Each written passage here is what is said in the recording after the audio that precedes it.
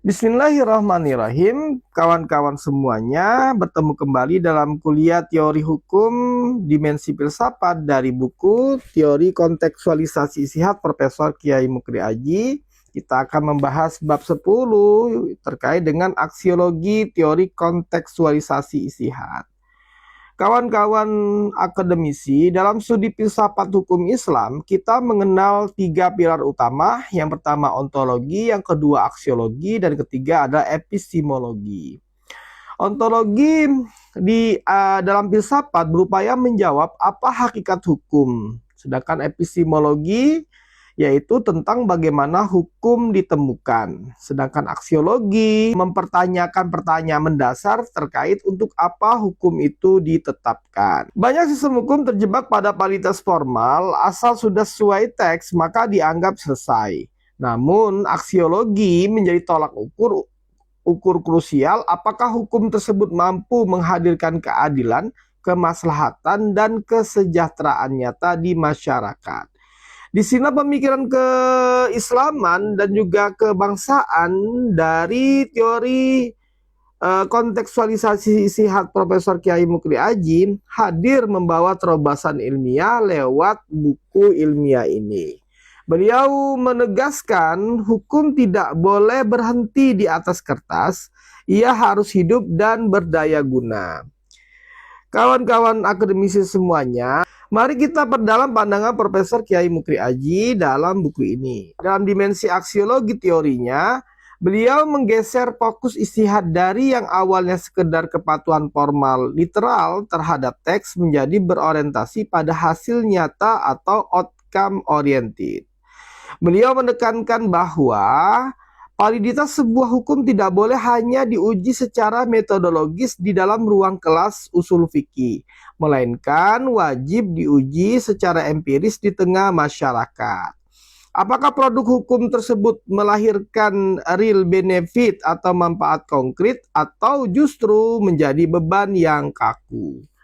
Kawan-kawan semuanya, di era modern yang dipenuhi dengan disrupsi digital dan globalisasi, kemaslahatan itu bersifat dinamis.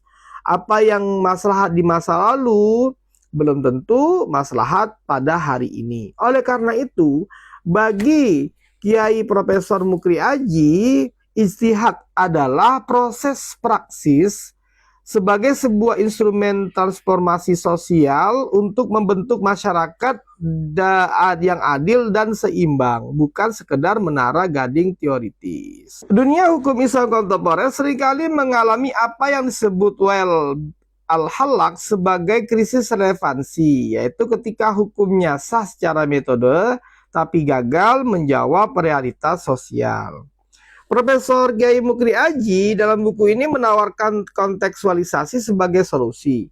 Beliau tidak ingin ijtihad terjebak dalam formalisme yang kaku.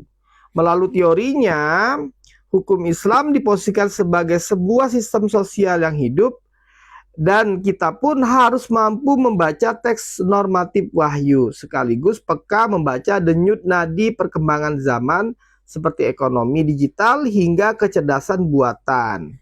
Ketika hukum terputus dari realitas sosial, ia akan kehilangan otoritas dan daya gunanya. Namun, harap dicatat, pendekatan kontekstual Profesor Kiai Mukri Aji bersifat rekonstruktif bukan dekonstruktif. Ini poin ilmiah yang sangat penting. Kritik sering menuduh pendekatan kontekstual akan melemahkan kesucian teks. Maka Profesor Kiai Mukri Aji membantah hal tersebut. Beliau mengintegrasikan secara ketat 3 pilar legitimasi normatif hukum Islam. Pertama, teks, metode, dan tradisi. Kontekstualisasi tidak berarti membuat hukum secara bebas tanpa batas, justru legitimasi itu diperkuat karena tradisi klasik diintegrasikan secara harmoni dengan inovasi modern dan istihad kolektif institusional yang multidisipliner. Baik kawan-kawan semuanya, kesimpulan dari bab 10 buku ini bahwa dimensi aksiologi teori kontekstualisasi istihad Profesor Kiai Mukri Aji mengingatkan kita bahwa istihad bukan cuma adu kecerdasan otak atau kelihayan analisis rasional. Ijtihad adalah sebuah tanggung jawab moral yang besar dan setiap keputusan hukum berdampak langsung pada nasib manusia. Hukum Islam yang ideal menuntut teori ini adalah hukum yang simultan, benar secara normatif di hadapan Tuhan, dan efektif secara praktis di hadapan kemanusiaan. Bagaimana pandangan kalian? Selamat berdiskusi. Kita akan bertemu lagi di bab 11 dari buku ini. Salam literasi.